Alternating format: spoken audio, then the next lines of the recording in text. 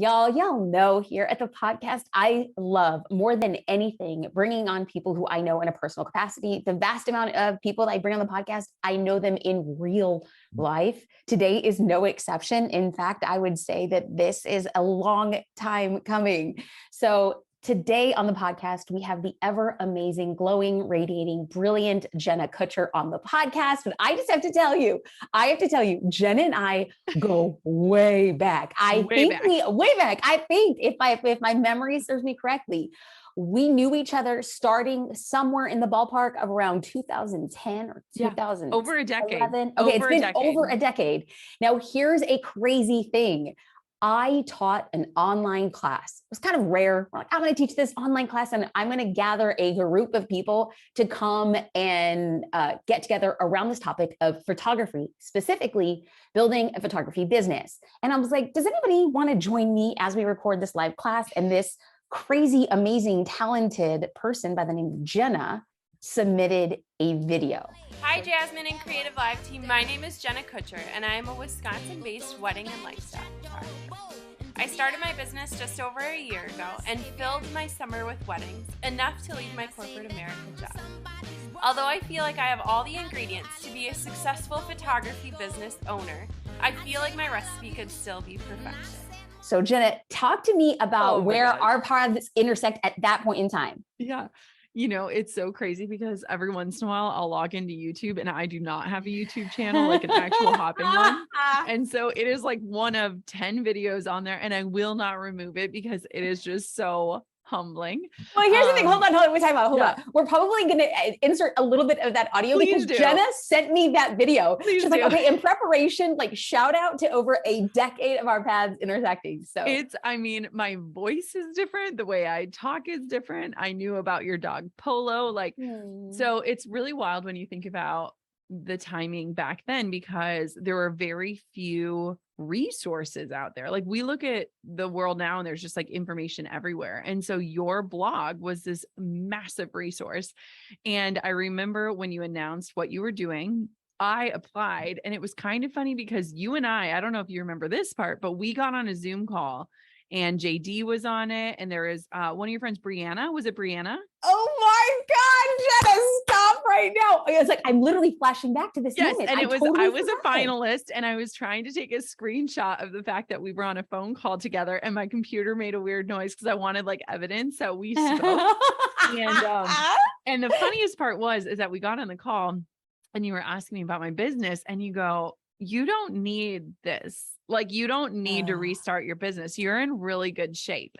And it was funny because I remember being like simultaneously like overjoyed that like my hero thought I was like doing things right. But also I was like so sad because I was like, no, but I still want your help. I need you. Okay. Well, we have to fill in the gaps. Okay. So for people who don't know, you might be living under a rock and not familiar with who Jenna Kutcher is. She is a Minnesota wife, mother, entrepreneur, and let's not forget the most recent title, New York Times Bestselling author. Go on queen.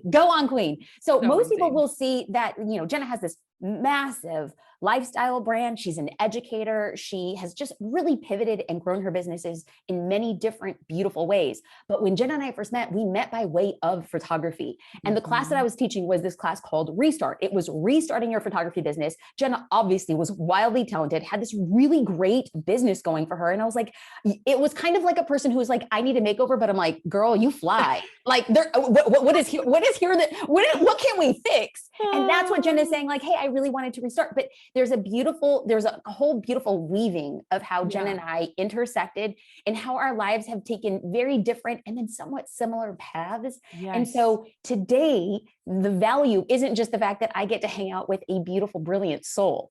The goal here is to look at what the last decade has happened for Jenna and say, how have you been able to look at something that might have looked insurmountable, might have looked something completely foreign, and then intermix that with doing a bunch of new things very successfully, and then including the journey to becoming a mother, the journey to growing a wildly amazing business, the journey of growing a team.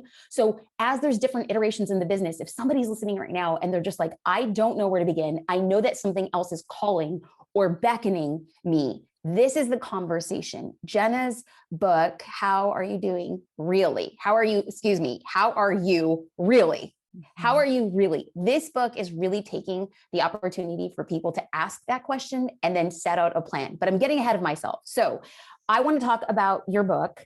Yeah. And congratulations on all the big stuff that's coming. Now, it's not just a New York Times bestseller. What, like, other things have happened. Wall Street Journal, USA Today. But you know what's crazy is like just seeing it in people's lives. Like somebody texted me a picture of it on their wife's nightstand, and I was like, that right there.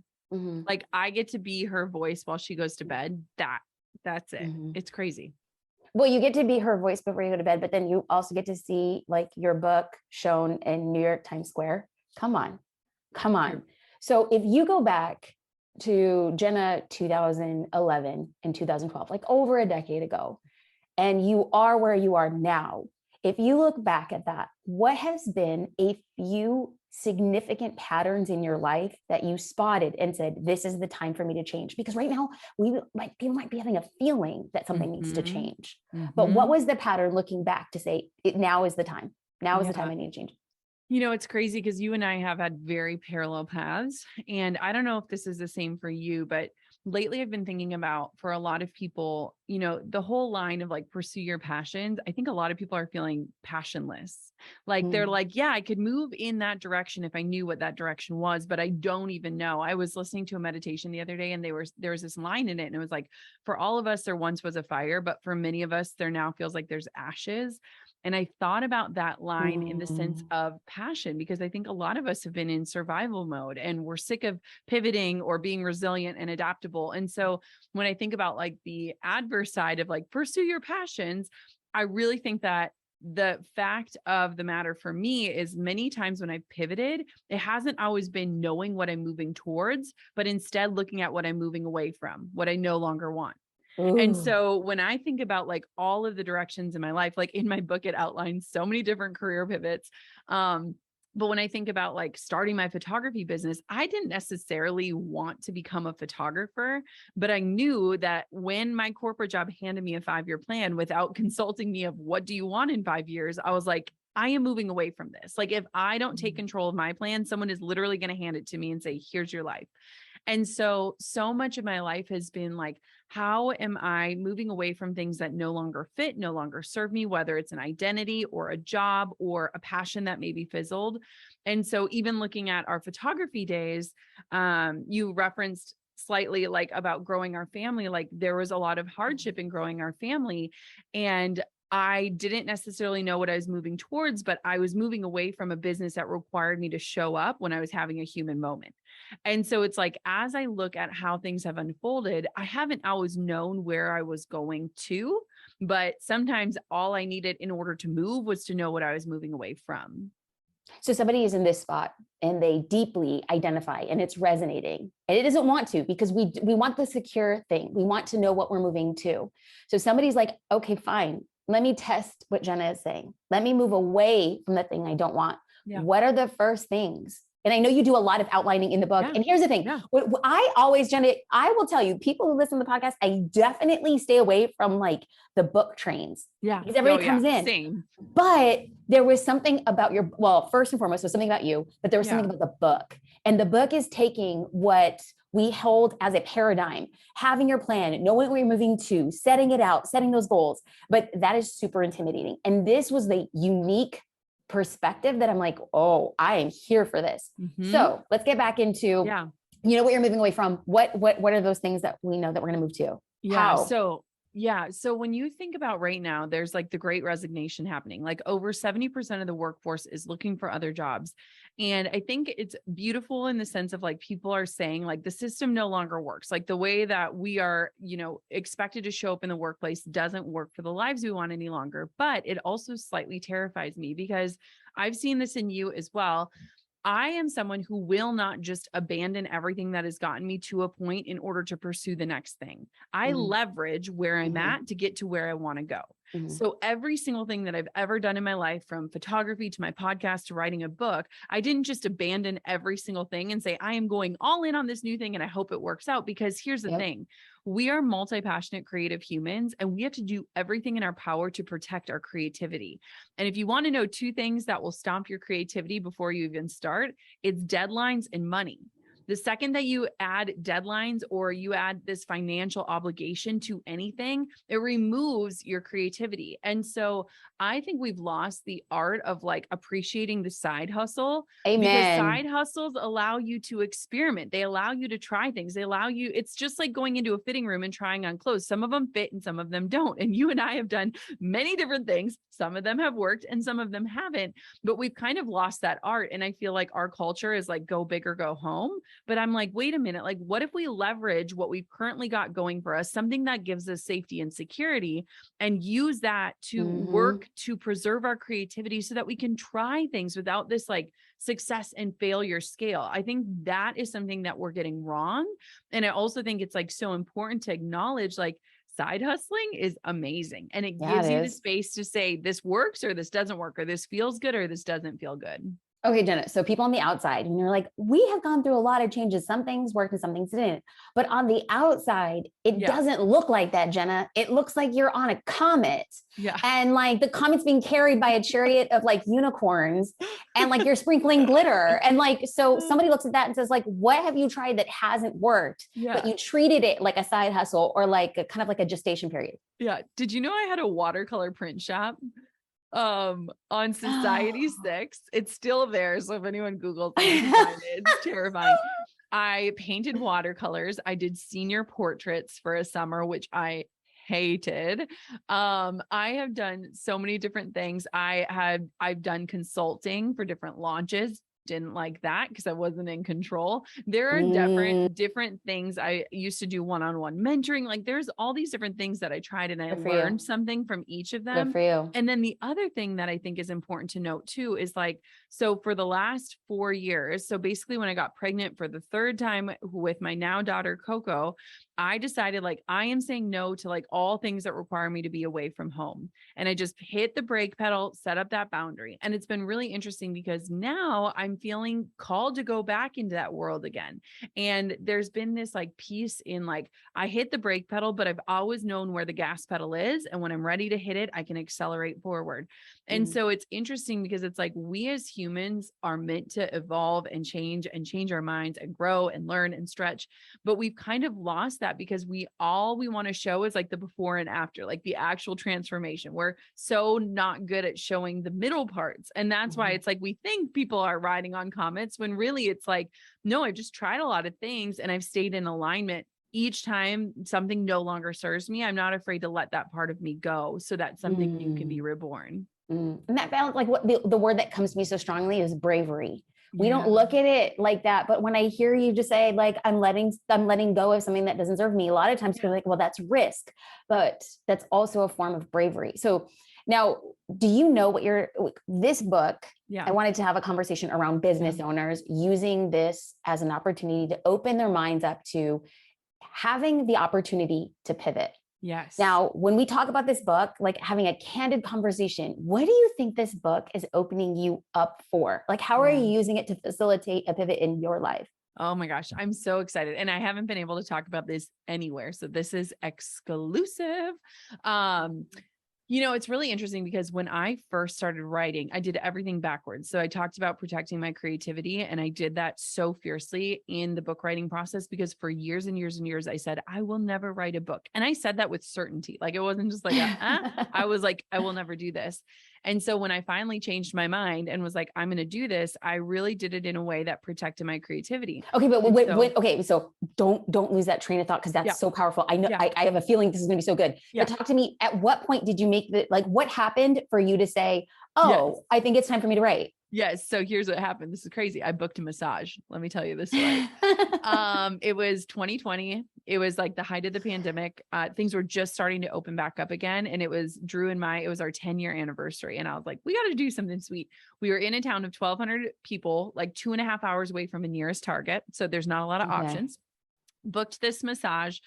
Something happened with the scheduling. So they called me and they're like, can you come in now? We've got a different person here that can do it for you. And her name was Thea. And I got there and she said, I'm an intuitive healer and I'm going to be doing your massage today. And I was like, sounds great. I need a rub down. So I lay on the table and the whole time I'm like, is she reading my mind? Does she know that the pressure is too firm? Can she tell that I'm a little hot on this table? Anyways, I finish up and she goes, do you have any questions for me? And at that point we were thinking about expanding our family again. And I held a lot of fear around just what that journey would look like. And so I said, we really want to have another baby. And, we've suffered a lot of losses and I just don't know. And she goes, no, that's not what came up. She's like, there is something you need to do and you know what it is and you're fighting it. And I need you to go out and do it. And she said that. And with utter clarity, she goes, do you know what I'm talking about? And I was like, it's writing a book. And it was like the first gut reaction. And I had no plans to do it. I didn't have it on my vision board. I didn't have an agent or a deal. I didn't have anything. And literally that night after she said that, she goes, the book needs to come before the baby. And I was like, okay, now I have a deadline. I really want to have another baby. And that night I literally went home and opened up a Google Doc and started typing. And this actually plays into what we were talking about, because I have this problem that a lot of people have with making things very complex so that I don't take action. Like perfectionism leads, to procrastination, and I overcomplicate everything. And I was like, I am not going to do that this time, because even if I write a book that only I read or that only matters to me, this has to matter enough to spend time on it. And so instead of saying like, well, I need to get the agent and then I need to do the proposal and I need to get the book deal, I just started writing. Like I actually did the thing that would move me closer to the thing. It's like when I started my podcast, I was so worried about the logo and the format and the intro music, and I didn't record like the one thing required to have a podcast. And so I just started writing. And it's really interesting because I think that for me, the whole process just like unfolded in such a beautiful way, in a way that I wanted to write words that tell, not words that sell. And part of the problem with the culture these days is it's like monetize your passions, like just what you're passionate about, figure out ways to get paid. And I think that's beautiful if you can do that. But I also think if you can just start creating for the sake of creating, something beautiful will be born. So when I started writing, I wrote a business book.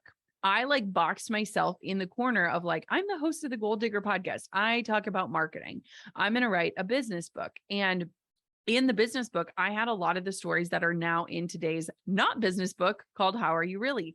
And by the time I started the formal stuff with the agent and the editor, they were like, hey, we're not entrepreneurs, but we need this. Like we need these messages about body image and checking in with yourself and resting and like all of these different things. And they were like, this applies to so many more people. And I literally had this visual of like our photography days of like zooming out.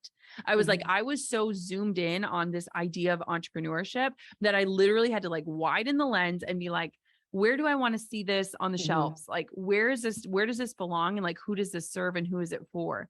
And so it was really interesting for me because once I started expanding it, I realized like, I love marketing and strategy because it creates the systems that allow me to live the type of life I want to live.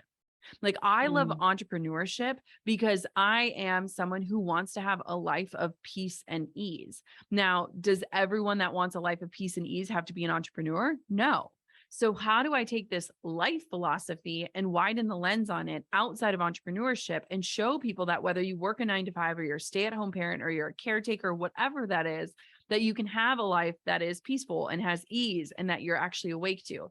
And so it was a really interesting thing. So it really naturally is opening up my brand to talk about some of the things I've wanted to talk about and to kind of pivot all of the strategies and things that I love and that come naturally to me, but to show entrepreneurs like this is how you can build something that actually gives you back your life, doesn't take over it. And so it's been a really interesting like change. Okay, so let's talk about the change, because a lot of times Brene Brown calls it gold-plated grit. It's something you had alluded to earlier today. We love the before and afters. Yes. And so if we were to zoom in Yeah. at this point in time, it's almost like a really glorious middle. Not everybody in their middle stage can say, I'm a New York Times bestseller. I've made, done really amazing things. This is the messy middle. People look at that like, girl, that's your mess. Yes. Bless that mess. Yes. Bless that mess. But for you, when you're looking at this, like I'm in the middle and I'm asking myself, what shelf does this book belong in? What's coming up for you? What doors do you think it will open or is opening? Mm-hmm. What do you say what do you think you might be saying no to? Where is that? Yeah, it's so interesting. So if I could have my dream business, which I will, and I'm working on it, it would be that I would literally keep writing because I loved it. I loved every part of the process. I would run my podcast and I would affiliate for a few courses each year. I have taught courses for the last 5 years of my life and I love it. But I've realized that like I am in a season of life. I'm so deep on integrity and like I teach a great Instagram course, but I no longer follow my own strategies because my life has changed. Like I am not posting Monday through Friday and covering all these topics. And like the fact that I am not in integrity with the system I know works means to me that it is time to like put that one on the shelf. Okay, wait, there's just so much going on right here. Yes. Whoa, okay. I want to be very clear. Yeah. I want to be very clear. Y'all, my friends who are listening, what Jenna just said was, I taught a course. Now people are like, wait. I know Jenna as like a podcast and the author and like mega podcast. And now we could say mega author. Before that, Jenna started her photography career and grew wildly successful within that, and then decided my life is taking a change and I don't want anything that requires me to be somewhere when I'm going through very ups and downs moments, very emotionally taxing. So she puts that parameter in her life. And then in that time, she starts teaching other people what is serving her and her business extraordinarily well. So she gets into course creation. Now, that was something that we kind of like left out up into this point in the conversation. Yes. And so then what Jenna is saying is that is good and that works and that is powerful. But because she is really focused on what her integrity is, it is a viable source of revenue, of income. As a business strategist, why close a funnel? And what she's saying is what I am beholden to could also be the thing that holds me back to where I want to go. So she is taking a big, bold, messy middle decision to say, you want to know what? That was good for where it was. Now my strategy is changing. So you are practicing what you're preaching. I wanted to connect the dots for people who might not have been like, wait, what? Where did this come from? Where are we going? Yes. So you're author, podcaster, and very strong advocate and affiliate for other courses that you're like, they're doing the dang thing. Yeah. I'm like, I want to just connect my people to the people who are still so invested in this. And it's wild because like I have had massive success as a course creator and I love my courses. Like they're still there, but they're probably going to be transitioning out. And that's where I'm like, I recognize that like I love online courses. They changed my life, but like, how can I support people that are so obsessed with what they're creating? And how do I do that? And I am so good at the marketing and the strategy. So all I have to do is bring people to the people who are doing the serving. And that like changes everything for me. So yeah, so it's been interesting because the other thing is like speaking on stages, I said no to everything. Like, cause I was just like, I just want to be home. And recently I said yes to Ed Milet. He had a book that came out and he was like, I never ask you anything. Will you come speak at my event? And he's like, I know you say no to everything. And I was like, for you, buddy, I'll But here's the thing. Ed has so much street credibility. He's one of those people that just give. So when Ed asks you or invites you, like, girl, that's like an honor. Come on, Jenna. And I was like, yes, for you, I will. And what was so beautiful is it was the first time I was on a stage in front of actual humans in years because of COVID. It was all digital stuff. And I like loved it again. And I was like, I am so glad I said yes to this because I have been saying no very confidently. And it almost like cracked the door open of like, oh, maybe I do want to do this again. And maybe this is really like invigorating. And, you know, the conversations you have backstage, that is life-giving. It's almost like little masterminds because you get to be with other speakers who are really driven and inspirational. And like, I just like opened this door where I like came home and like talked to Drew and I was like, so I know for the last 4 years, I've said no to everything, but how do we feel about saying yes to certain things again? And that feels really good to me because I think too, sometimes when you become a mom, you create these really firm boundaries for different seasons of your life. And you kind of wonder, like, is this it for the rest of my life? Like, is this where I land? Or, is my ambition different? Or what does this look like? And I think it's such a beautiful reminder again of like, we can hit the brakes and always know where the gas pedal is, and what got us this far will carry us forward if and when we're ready to deploy it. And so it's like interesting for me to be in a season where I'm like, I'm saying a few more yeses than I used to. And like, they feel really good. And I like look at my calendar and I'm excited about it. And so, it's just this constant reinvention. And I think for anyone listening who's like, there are certain things in my life that I've said no to, where I said I would never do it, and now I'm feeling that little nudge. This is your invitation to change and to like celebrate that change. I think there's nothing more inspiring. We talk about the before and after. Nobody's showing that middle, but when you bring people on that journey with you, that's what me and Jasmine have done for decades, is literally said, hey, I'm trying this new thing and I'm going to try to figure it out. And I'm going to take you along with me. And like, we're going to see what happens. But like, that's where I think you actually inspire more people and where you change more people's lives. And so I feel like every morning I'm literally like waking up and being like, and which version of you are you going to be today? Or who are you becoming? And every night when I kiss Coco, my 3.5-year-old, and put her down for bed, I say, I love who you are, but I love even more who you're becoming.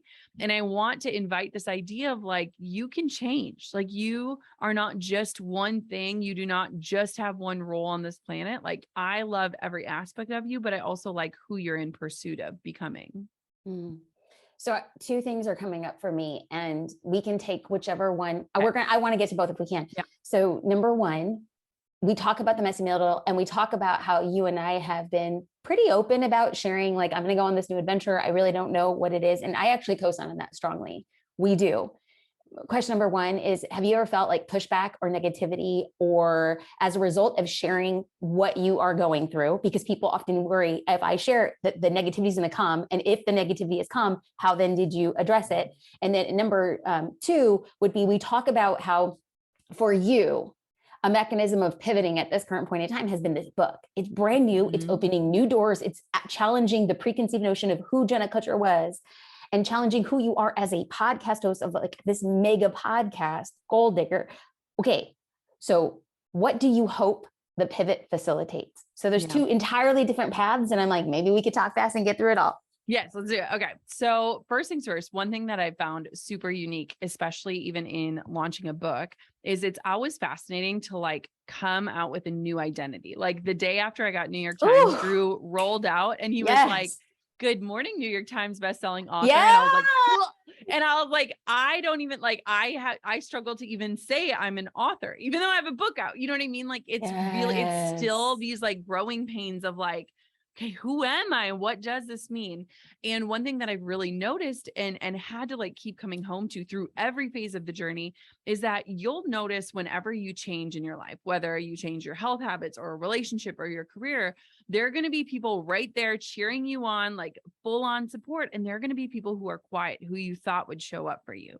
And one thing that I've recognized a lot, because we've struggled with this, even with like some close family members who like won't even acknowledge like our lives or what we do or how we do it, is that our change makes them uncomfortable because they're staying the same. And I've had to recognize that like the right people show up for you and in the right way. And like the negativity or even the people who just don't even want to say, like, you see them watching your Instagram stories, but they never acknowledge like the change. It's usually out of their own insecurity that they're still stuck, that they haven't moved forward. And for a lot of my life, I've just been like, you know what, leave them behind. Like they don't know. But lately I've been having this really different pivot where I'm like, how can I bring them on the journey?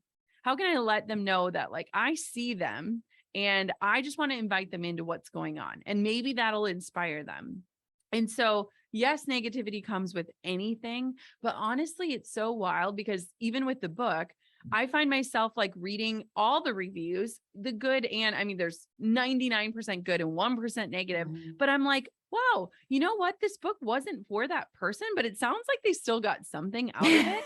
And it's like a good reminder of like, wait, like the right people you create for are going to obsess over it. And the people who aren't the right fit, hopefully they walk away with something, but it's not meant for them. And it's been interesting because I am a very sensitive person. Like I am not the person who's like, don't read the comments. Like I read every comment because I'm like, is there feedback in this? Like, is there a way to do better? But at the same point too, I'm like, a lot of times when people are uncomfortable with you changing, it's mostly because they're stuck. And so how do we just invite them into the journey if they're ready to have their own evolution? Now, the second side of that, of your question of like, how is this brand expanding and stuff? Like, I just feel like, I talk about this literally when the book kicks off, like 5 pages in, where I'm like, I am so sick of surface level conversations. Like, I just want to dive deep. And I feel like so many people are walking through this world feeling so lonely, not because they're not surrounded by people, but because they're not fully known. And I was recently with my college roommate. So we have known each other over half of our lives. And they said to me, because they both read the book and there's parts of the book inspired by them. And they were like, finally, the world gets to know the Jenna that we've always known. And that really opened my eyes, because it's like, we have these different roles and we show up as different versions of ourselves, whether it's on the podcast or as a mom or whatever. And I feel like this was like the most raw version of me, like the most vulnerable version of me. And it really has enriched all of the conversations I'm having. And I also think it's added depth to the brand. And something that people don't realize about a book is that it is a tangible thing. Like, you and I are in the business of digital products, right? But this is now like this tangible thing that is in people's lives, that is in people's homes. And it's such a different like entry point into the brand, right? Like, it almost sets like, here is the life philosophy. Now you can take all these strategies and things, but you're putting them through the lens of like, the reason why Jenna teaches it this way is because she wants you to wake up to your life. Like, she wants you to enjoy your life and stop faking it. And so I feel like it's this beautiful extension of the resource library that is already hundreds of blog posts and hundreds of podcast episodes, but it's like, start here. Here's ground zero. Here's the foundation, and everything else will make sense when you know it's through this lens. Does that make sense? That makes a lot of sense. Okay. So what I want to do now is, as we kind of tie this up, somebody's listening and they say, well, that works for Jenna as a podcast host, as a speaker, as a mother, as an educator, and as an author. But there could be somebody who's listening and saying, I am not any of those. And so what I want to do is I want to use the book as a symbol that's empowering to pivot. And it could look different for somebody else. Somebody else might be listening, and it could be a watercolor shop that they want to build as a pivot of some sort. So let's look at the thing, whatever the thing is. At this point in time in your career, the thing is the book. But there's somebody else who's listening, and the thing is their bake shop. Their thing is a t-shirt store. Their thing is them creating their first online digital course. Cool.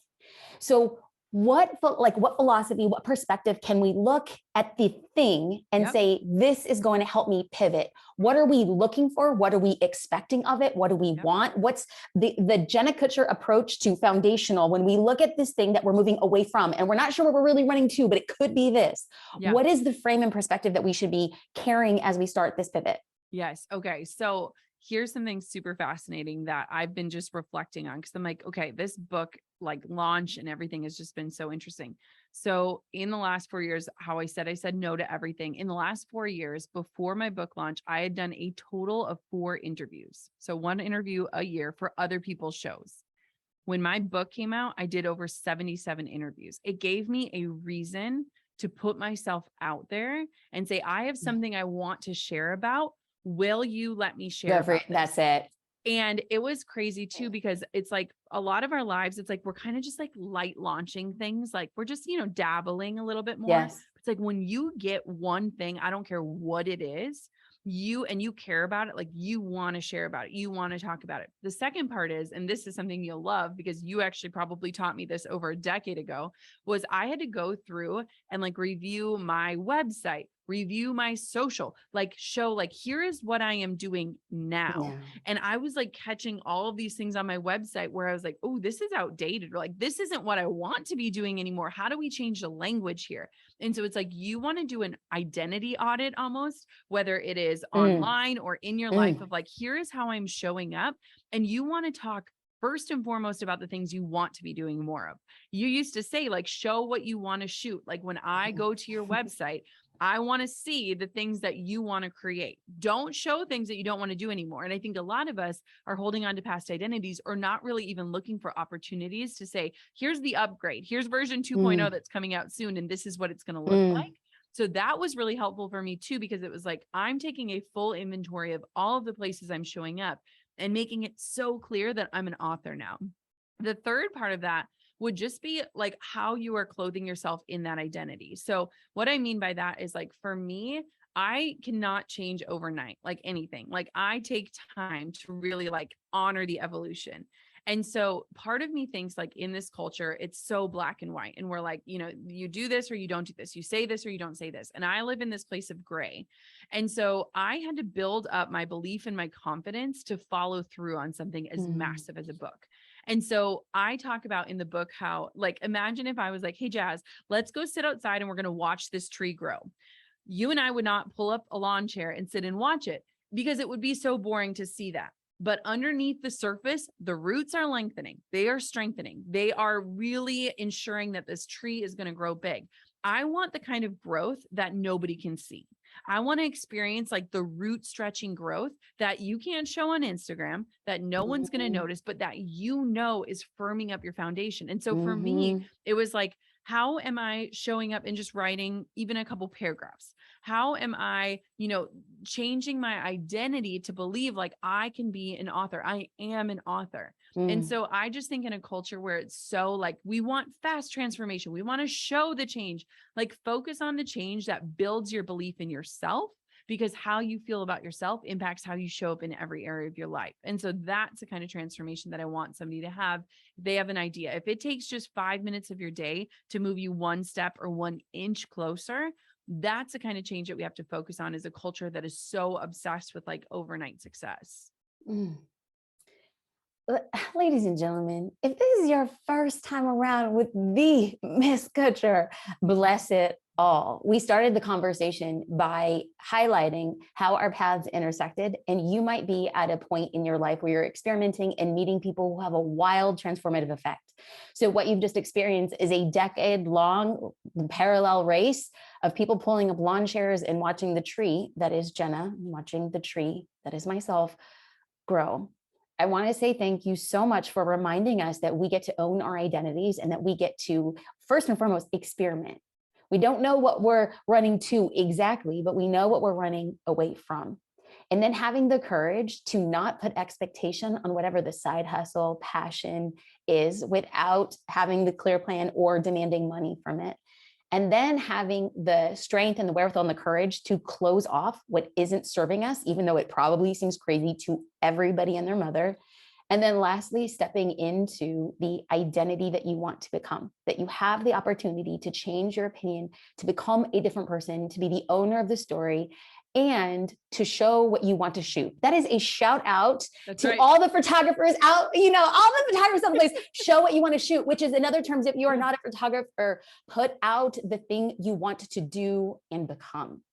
That takes a lot of courage. And when we get to see somebody like you, Jenna, do it so well and practice what you preach and share the messy middle, although your messiness, not average, honey. It ain't average, but it's so good to see. And it's so refreshing.